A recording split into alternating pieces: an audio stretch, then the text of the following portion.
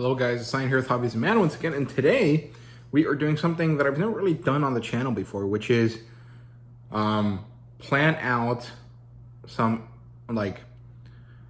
process for how to engage with a reading event, right? So reading events are not really a thing in the manga sphere of YouTube, right? But they're definitely a thing in the booktube sphere of YouTube, the book sphere of YouTube, and specifically with the booktubers that I prefer to follow, right? So specifically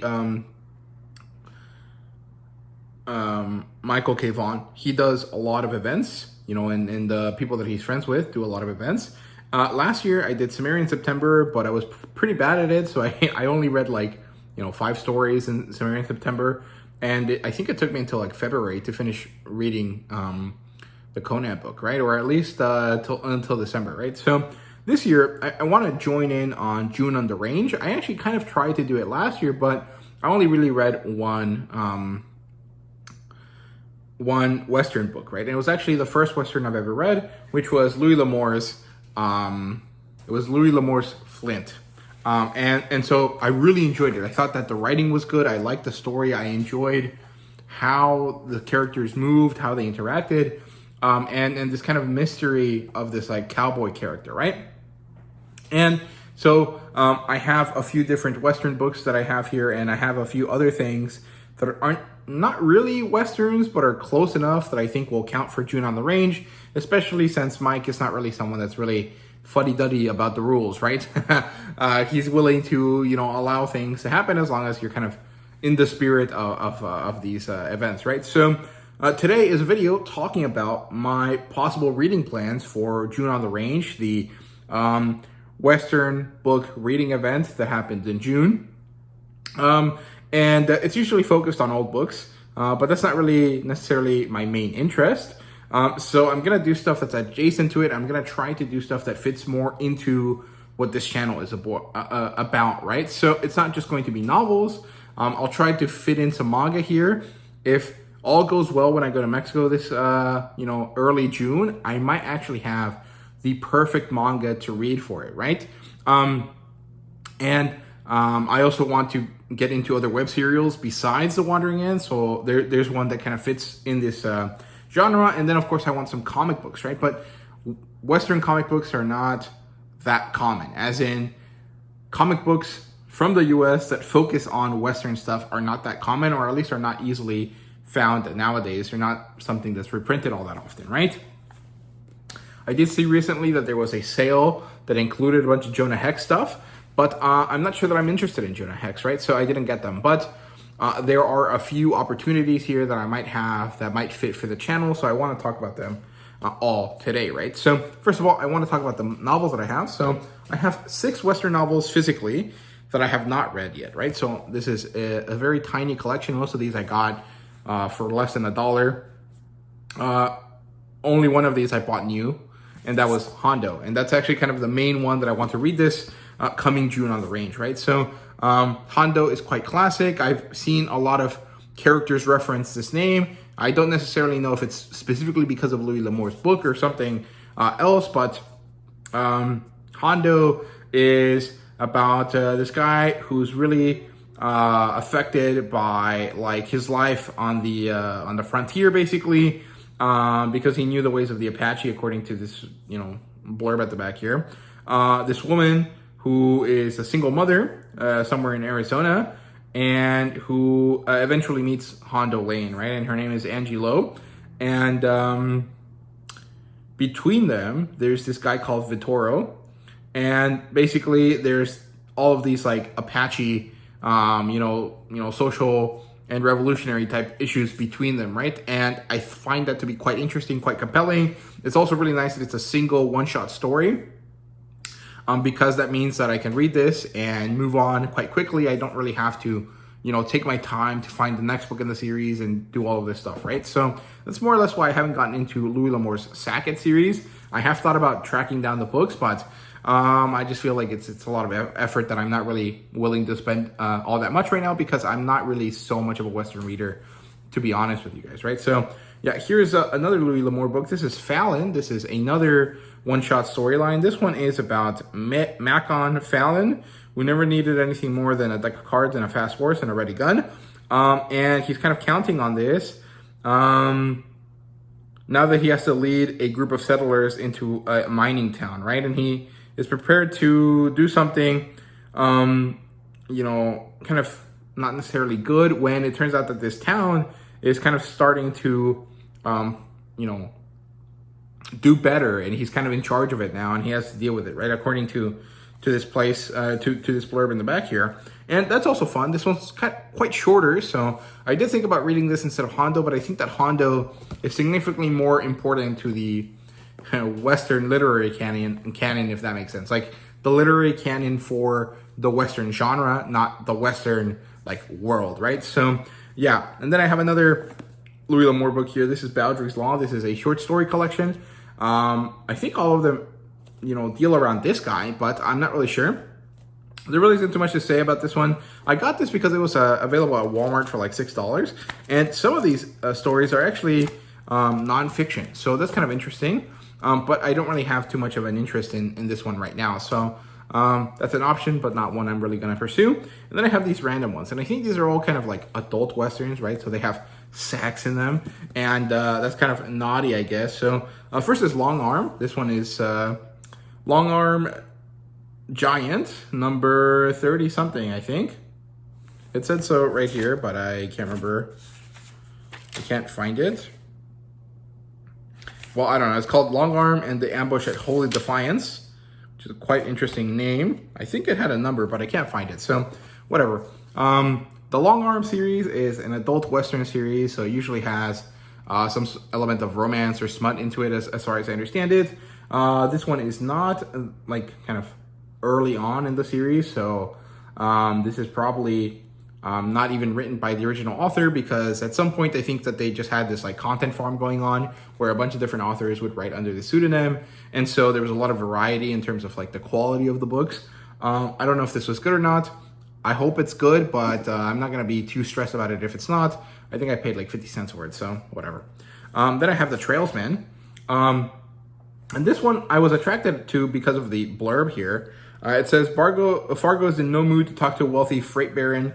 Tries to get him to do this delivery across Apache territory.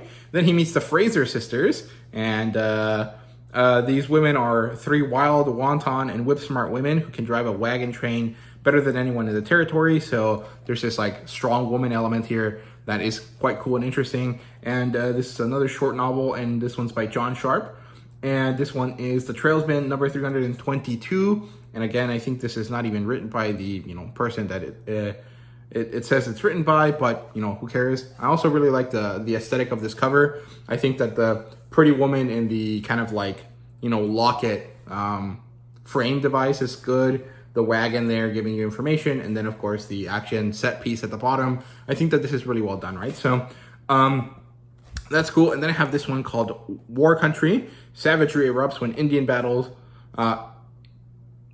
battles settlers for the valuable Washington territory. So that's misspelled there, but whatever. War Country by William O. Turner, best-selling author of The Treasure of Fan Tan Flat. This one's just cowboys versus Indians type thing. And this one's supposed to be large print, but it looks more or less like normal sized. But the amount of pages here is pretty low, 170. So yeah, I got this because it was 50 cents. Most of these I bought because they were 50 cents. Like if they were more than $1, I probably would have not bought them. But I did go out of my way to actually buy Hondo last year. So that's probably the one I'm going to go for.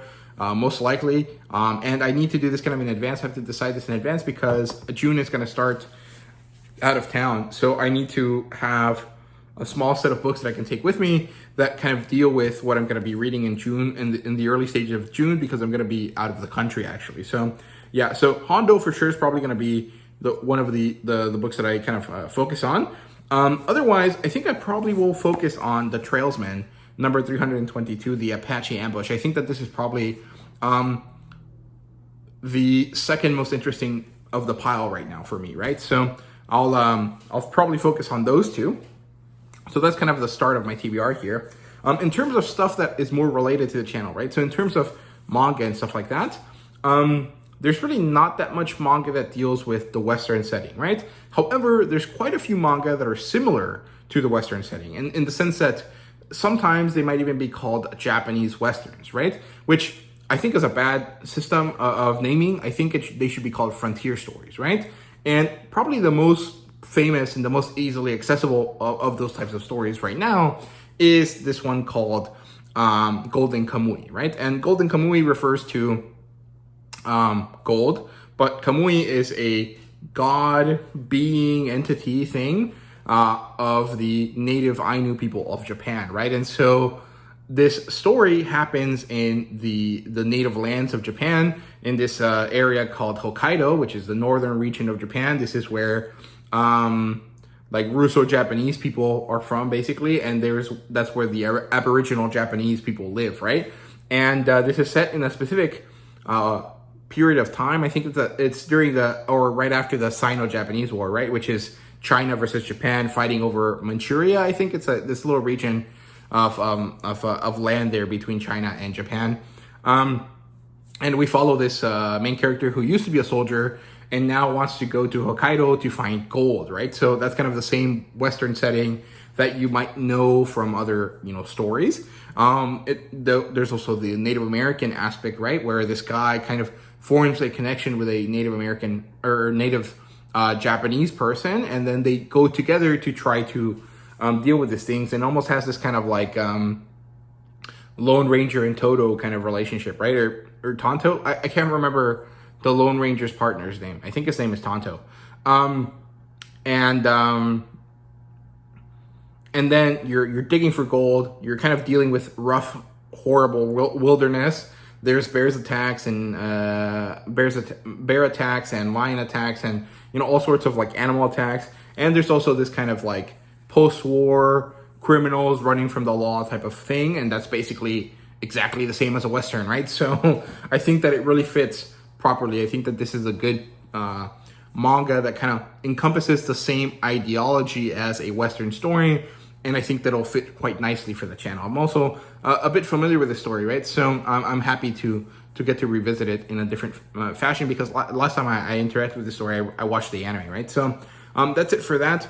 There is another manga that I like that I'm also familiar with. It's called Green Blood, and it deals with this guy who's basically an undertaker for the New York mob, and somehow he ends up deciding to move out west, kind of similar to the Flint character, right? From Louis L'Amour's book. And when he gets to the Western region, it kind of becomes a Western story, right? But the first volume of the manga doesn't really focus on that. It's kind of still dealing with this character in New York, right? Or Albany or something. I can't remember. Somewhere in the East Coast.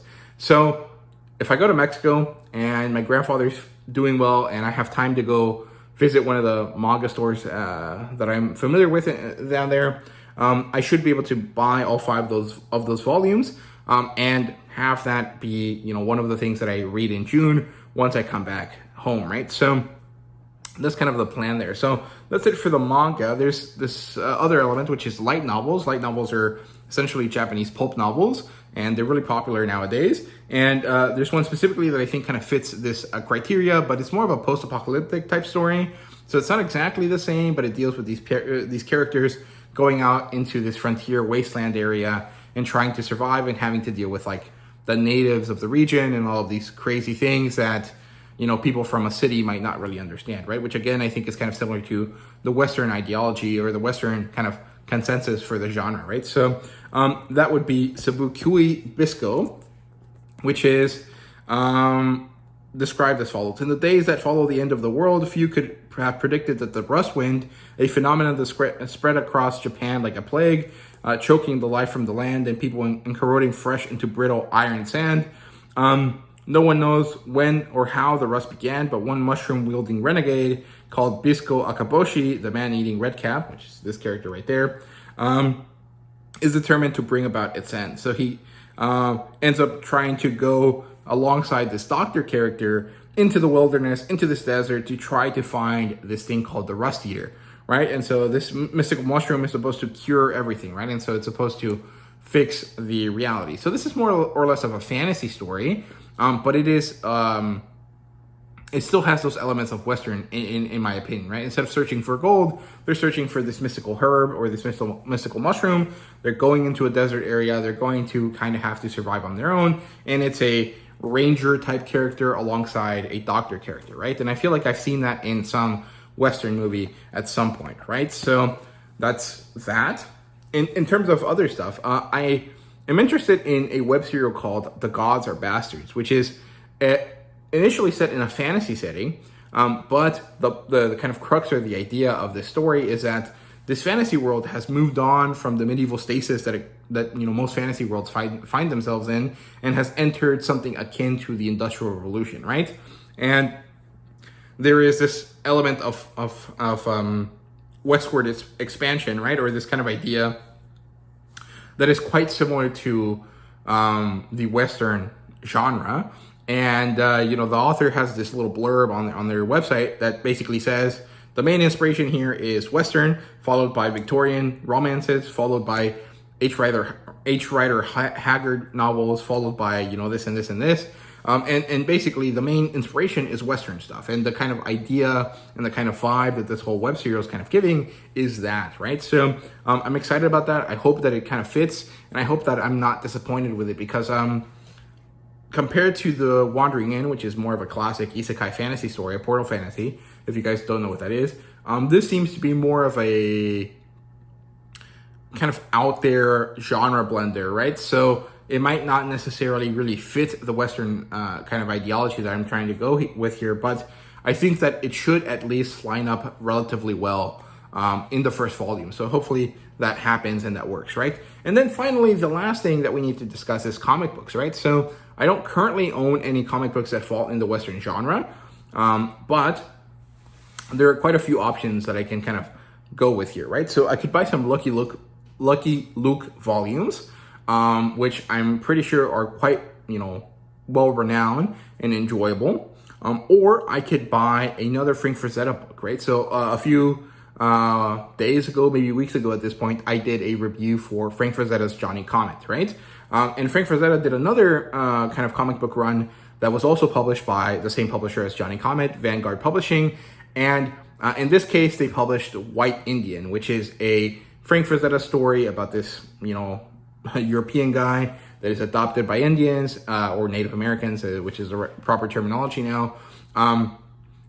And he basically goes on doing, interesting stuff, right? So I think that would be an interesting thing to look at. I'm pretty sure it's a proper comic book. It's not a daily strip, so that would be good. And otherwise, I really don't know what else to get. I don't really want to get Jonah Hex books.